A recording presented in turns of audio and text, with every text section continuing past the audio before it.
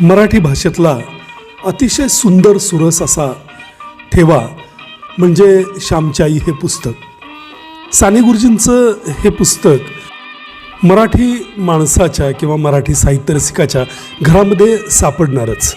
संस्कारक्षम असा अत्युच्च ठेवा म्हणून या पुस्तकाकडे बघितलं जातं। या पुस्तकाचं लेखन साने गुरुजींनी आजच्याच दिवशी म्हणजे 9 फेब्रुवारी 1933 गुरुवार रोजी सुरू केलं आणि 13 फेब्रुवारी 1933 सोमवारी पहाटे त्या कथा लिहून संपवल्या। आपल्या आईबद्दलचा जिव्हाळा, प्रेम हे सगळं त्यांनी यामध्ये मांडलं।